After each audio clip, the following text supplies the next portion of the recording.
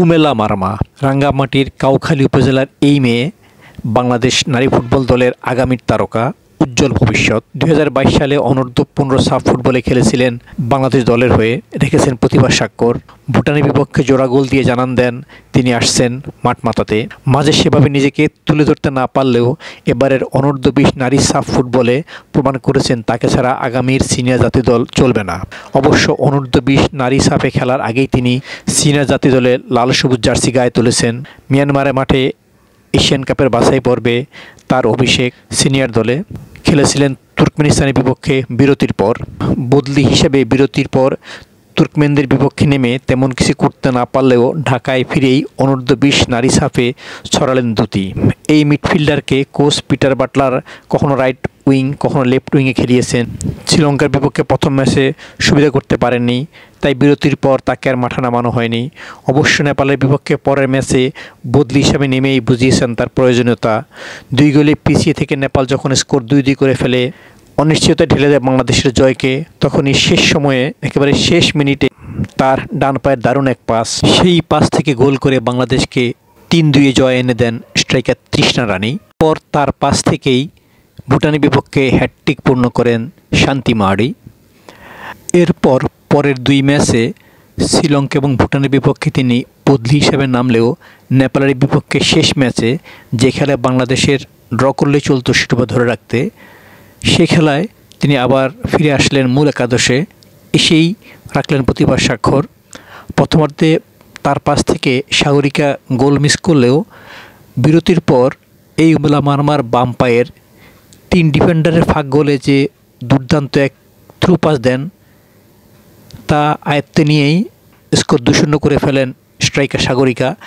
এতেই মোটামুটি চাপে পড়ে যায় নেপাল। পরবর্তীতে বাংলাদেশ আরও 2 গোল দিয়ে শিরোপা নিশ্চিত করে। উমেলা মারমা যে প্রতিভা স্বাক্ষর রেখেছেন এবারের অনূর্ধ্ব 20 নারী সাফে, যেভাবে তিনি ডান পায়ে বাম পায়ে লেফট উইং রাইট উইং উভয় পজিশনে খেলেছেন, দারুণ দারুণ সব পাস দিয়েছেন, তাতে তিনি আগামীতে বিদেশে গিয়ে খেলার অফার পাবেন। যেমনটা এবার ভুটান লিগে খেলছেন বাংলাদেশের অন্য ফুটবলাররা, ঋতুপর্ণা, সাবিনা, কৃষ্ণা, মাসুরারা। উমেলা মারমা জানিয়েছেন তারও লক্ষ্য বিদেশি লিগে খেলা। তিনি শুধু আন্তর্জাতিক ম্যাচে সফল নন, ঘরোয়া ফুটবলেও তার প্রতিভা স্বাক্ষর আছে। সর্বশেষ লিগে তিনি খেলেছিলেন সিরাজ স্মৃতির হয়ে, সেখানে তার 1টি গোল এবং 5 অ্যাসিস্ট।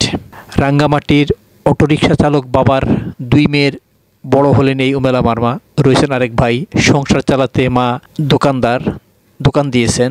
উমেলা মারমারা যে প্রতিভা স্বাক্ষর রেখেছেন, যেভাবে তিনি খেলেছেন এবারে সাফে, এতে তিনি আগামীতে জাতীয় দলে স্থানটা পোক্ত করবেন। তিনি যেভাবে পাসগুলো দেন, যেভাবে প্রতিপক্ষের ডিফেন্সকে ভেঙে চুরে ফেলেন, গতিতে ঢুকতে পারেন, এই সবই বাংলাদেশের ফুটবলের জন্য ইতিবাচক। অন্য খেলোয়াড়রা না থাকলে যে গ্যাপ পূরণ হবে, তা কিন্তু এই উমেলা মারমাতে দিয়ে পূরণ হবে। আর উমেলা মারমা এবার যে খেলা খেলেছেন তাতে তিনি চলে আসবেন একাদশে, মূল একাদশে, সেটা স্থায়ী হবেন। আগামীতে বাংলাদেশ যে ম্যাচগুলো খেলবে, বিশেষ করে মার্চে অস্ট্রেলিয়ার মাঠে যে এশিয়ান কাপের চূড়ান্ত পর্বে খেলবেন, সেখানে এই উমেলা মারমারা যদি এভাবে নিজেদের মেলে ধরতে পারেন, প্রতিভা স্বাক্ষর রাখতে পারেন, গোল করতে পারেন, গোল করাতে পারেন, তাহলে বাংলাদেশের কাঙ্ক্ষিত লক্ষ্য পূরণ হবে এশিয়ান কাপের চূড়ান্ত পর্বে। আমরা সে অপেক্ষায় থাকবো। আমরা চাইবো উমেলা মারমারা যেন হারিয়ে না যান, তারা যেন তাদের প্রতিভা স্বাক্ষর রাখেন এবং দেশকে সাফল্য এনে দিতে পারেন। উমেলা মারমার মধ্যে যে প্রতিভা আছে তা কিন্তু মিয়ানমার যাওয়ার আগে সংবাদ সম্মেলনে বলেছিলেন কোচ পিটার বাটলার। সবাই যখন তাকে কেন সাবিনা, মাসুরা, সঞ্জিদা, কৃষ্ণারা জাতীয় দলে নেই এই নিয়ে প্রশ্নবাণে জর্জরিত করছিলেন, তখন এই ব্রিটিশ কোচ বিরক্ত হয়ে বললেন, আপনারা তো কেউ উমেলা মারমার সম্পর্কে প্রশ্ন করছেন না, সে তো দারুণ এক প্রতিভাবান ফুটবলার, সে তো আগামীর ভবিষ্যৎ। সেটা কিন্তু উমেলা প্রমাণ করলেন এবারের অনূর্ধ্ব 20 নারী সাফ ফুটবলে।